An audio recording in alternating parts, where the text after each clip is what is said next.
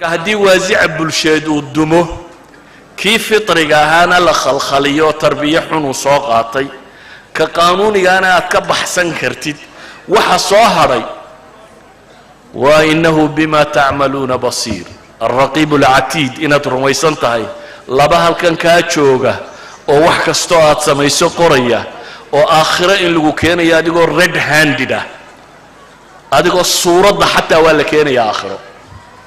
dhulka la oranaya wixii aad qortay wixii aad arkaysay booskaad ku samaysaa la oranaya marka tifur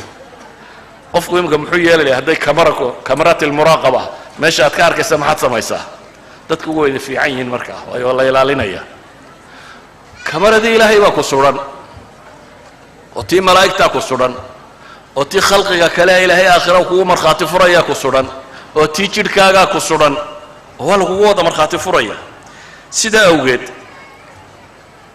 ملهن قفك مؤمن كاهي مرنا بحما كما دعي كرو ودعي كرتا إني كدعا مرة كاركو النفط يا شهوة يا الشيطان كحقبطه لكن مركب قفك مؤمن كوصان نغضه وزيع الدين يواك كياني مركاسين النبي عليه الصلاة والسلام يا صحابته ينوغا والرميان كو انت يلب كل عين توبت كياني وتوبت دي محين نغطي هل يرجميو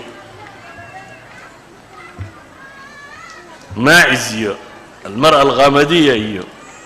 انت النبي قوية مادين عليه الصلاة والسلام بلا اني قد زنيت فرجمني الهي رسول كيسي وان زنيستي هلا يدق حيو وفير سقفك كاني وحاو الرباين دقح لقدلو حاكيني قفك نينو اقبالين دقح لقدلو يعني وحكومة ينولشي ساكرة سيدا اوغيد يا وحلانا ينولشي صحابة مركي هورا دول قالوا بي دغنايين مكي جوغان يا ميل لميدا حتى مركي مدينه تغانا هورا انتي هورودن مدينه يهود با دغنايد ومشركين كلا دغنايد ومنافقين با جوغي وبلشي اسكو دخ جيرتا باي هيد wax walba leh hadana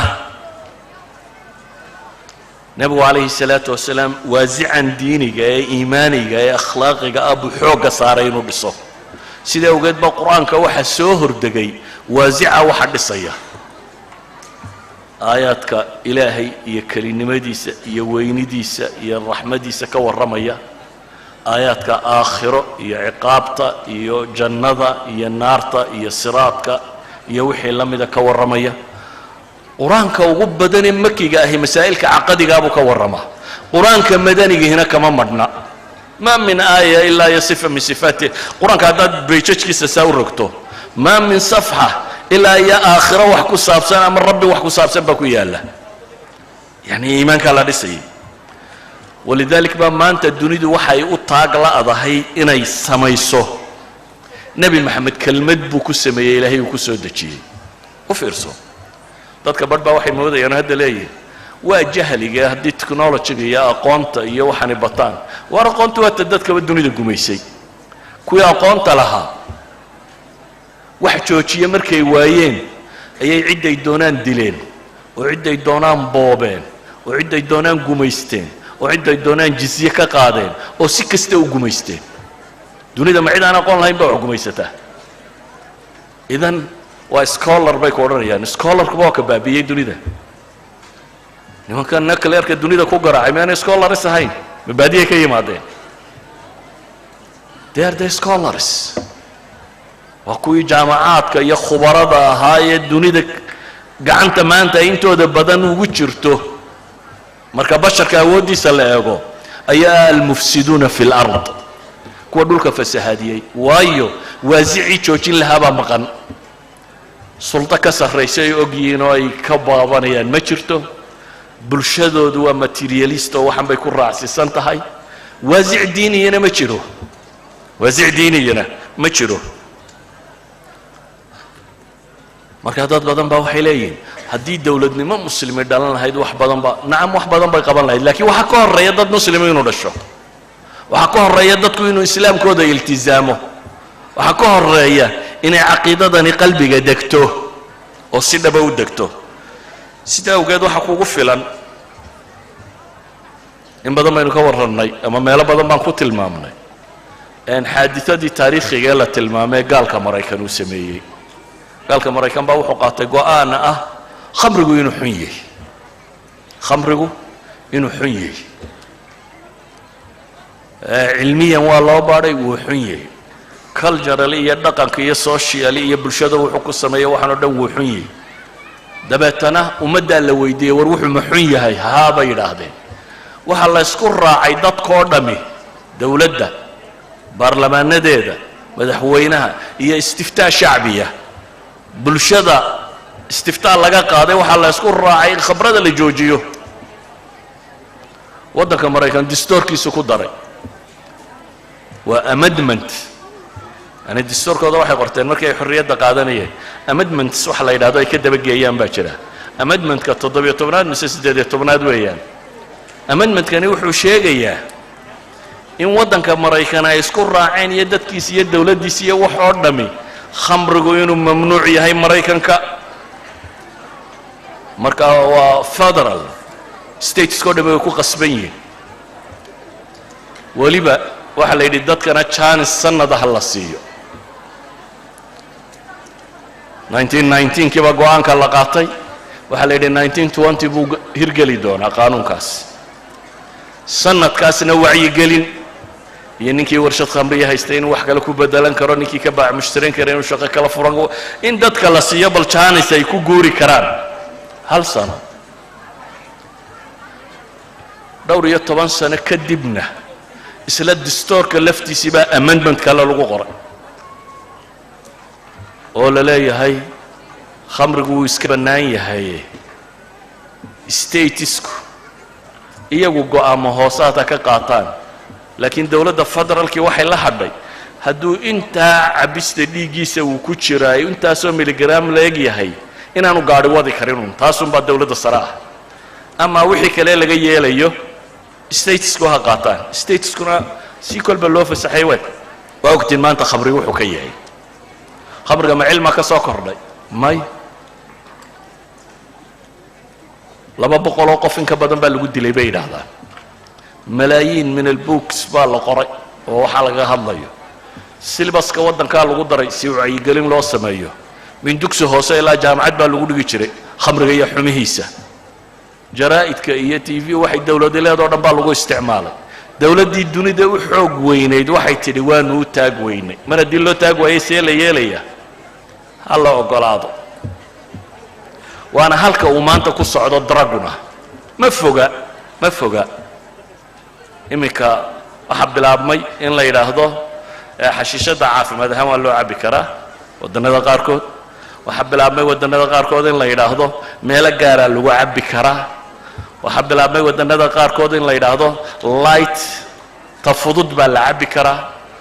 waxaa bilaabmay waddannada qaarkood waa la beeran karaa oo liisan unbaad u qaadanaysaa waxaa bilaabmay waddannada qaarkood waa la iibin karaa laakiin bishart berrina waxaad arki doontaa uun sidii khamriguba yeelay iyadoo xashiishaduna la mid ah khamri xashiishad sigaar qaad qurun oo dhammi wuu soconayaa sababtuna waa maxay qaanuunkii baa xadayn kari waayey sultadii baa u taag weyday laakiin nebi moxamed calayhi salaatu wasalaam ilaah baa aayad qur'aana ku soo dejiyo ku yidhi yaa ayuha aladiina aamanuu inama alkhamru waalmaysiru waalanصaabu walazlamu rijsun min camali الshayطaani faاjtanibuuhu lacalakum tuflixuun faاjtanibuuhu baa la yidhi ka dheeraada dabeetana way ka dheeraadeen laakiin waa goorma 15 sannadood buu khamrigu xalaal ahaa muslimiinta dhexdooda la cabbayey 13 sano maka la joogay iyo 2 sano madiine la joogay 15 sannadood khamriga waa la cabbayey laakiin dadkan caqiidadooda iyo iimaankooda la dhisayay markay xad soo gaadheenna askar looma dalban station police looma dhisin maxkamada la soo taagan lama samaynin waxa la yidhi khamrigu maanta laga bilaabo waa xaaraan فنادى منادي مد دواقة مقالة كده دواقة يدي وردادو قرآن بس يود جاي خبرك هو ممنوع كوي عبي كوب كي جعنتك وهي بقبان وحي وال كتيرين ولا دادي بلا ولا شيء بلا دمية وأكون فوق هذا قار كم إذا دليش هذا خبرك أمرك إلهين أرمانو نجاسة هين ودوين كان لقو قبي بين هذا خبر ترب بدن وضد لقو قبي وضد نواتي ليدي مدى تلعنا عن الطريق مرة دي لقو قبي armaanu nijaaso sheegaynin xadkaasay gaadhay yani waxaan tira badnidiisa meesha lagu qubayay in ragga badhay sidaaba u daliishadaan anu masalada fiqh ahaan uma baxayo kama hadlayo laakiin waxaan tilmaamayaa waxa la daadiyey siduu u badnaa iyo magaalada in dariiqyadu khamro noqdeen maxaa joojiyey baan leenahay waxaa joojiyey waasica diiniga ah war qofkii inuu alle ka xishoodo diida ee ilaahay inuu arkayo ku qanci waaya ee cabsida ilaahay qalbigiisa degi weydo cidina ma maamuli karto cidina uma taakayso idan ilmihii baa iga xumaaday kan baa cayn ka yeelay waxaan baa cayn ka yeelay mashkiladdu waa tan haddaynu waasica diiniga ku guulaysanno wax waliba waynoo hagaagayaan haddaynu se ku guulaysan weyno waa adagtay nabiguna calayhi salaatu wasalaam xadiidka uu sanadkiisa imaam alciraaqiy ku tilmaamaya xasanka wuxuu yidhi idaa araada allahu bicabdin khayra jacala lahu waacidan min nafsihi ya'muruhu wayanhaah qof hadduu ilaahay khayr la doono naftiisaa waacid looga sameeyaa mid waaniya oo wax fara oo xumaha ka reeba nabiguna wuxuu yidhi man yurid illahu bihi khayran yufaqihu fi diin waxaan rajaynayaa wakhtigii inuu dhammaaday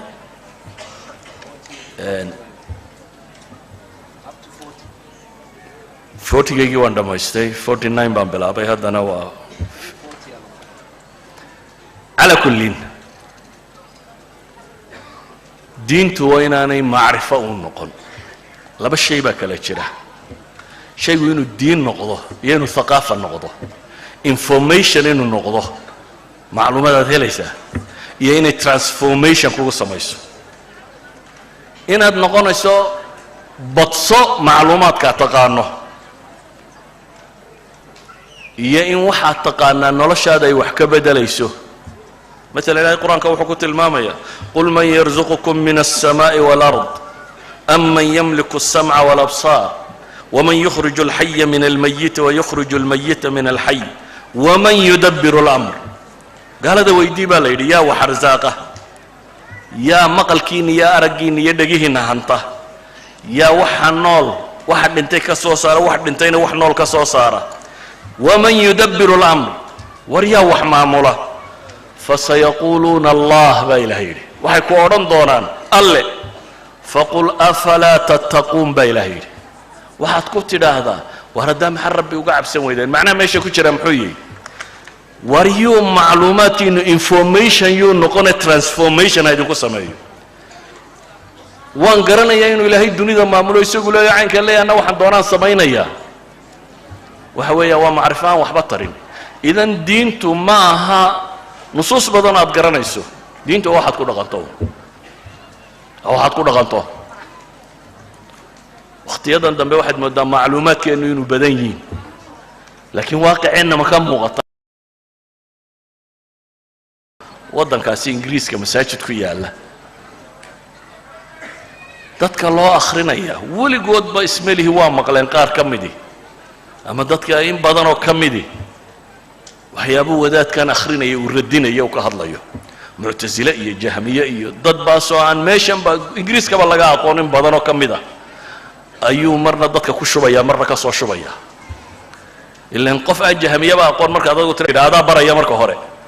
markaad akhrida haddana rabtaa inaad ka soo shubto tidhaahdo waa baatil waxa ay sheegeen oo dhamme nacam ninkii caqiida toosu baranaya ee takhasuskaa qaadanaya ama shubahaadkaasi meeshay ka jiraan ama waxaasi laakiin halkii caqiidadu ay ka noqon lahayd in dadkan ilaahay iyo cabsidiisa iyo janno iyo naar iyo arkaanul iimaanka lagu weynayn lahaa haddaad muranka bini aadamka ku weynayso waa dhib waxaan rabnaa caqiido weynaynaysa arkaanul iimaanka aynu naqaanay shubahadii meesha ka jirtuun raddi iminka waxaaba laga yaabaa shubhatul ilxaad inay kaba badan tahay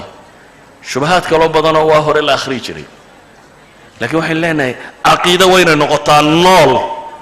oo qofkan transformation ku samaynaysa ilaahay baraysa inuu ishortaagi doono oo la xisaabin doono oo janniya naar uu midun geli doono taasaynu u baahannahay inaynu tarkiisino xoogga saarno waxaynu u baahannahay inaynu dadkan yaqiin dhisno odhanaysa waxani hadduu ilaahay ka yimi wax ka saxsani inaanay jirin walidalik lain qaala dalika laqad sadaq soo weedhi abi bakar ma ahayn abubakar bay damceen inay ku cayaaraan qoladii gaaleed markii alisraa walmicraaj ku dhacay dabeetana waxay idhahdeen saaxiibkaa wuxuu yidhi ma ogti maasuu yidhi muxuu yidhi wuxuu yidhi xalay baa lay guuraysiiyo intan bayt almaqdis tagaan haddana xalay soo noqday iyagu bayt almaqdis bil bay u socdaan micraaj baa lagama warramayo waa bayt almaqdis ma gaadhi kartaa iyo ma gaadhi kartid xalay buu yidhi baa lay guuraysiiyo halkaa tegey abubakar wuxuu ugu jawaabay erey ku dhah lain qaala dalik laqad sadaq sidaa hadduu yidhi run buu sheegay buu leeyahy maxaan uga dan leeyahay hadday kalsoonideenna diineed iyo yaqiineed xoogaysato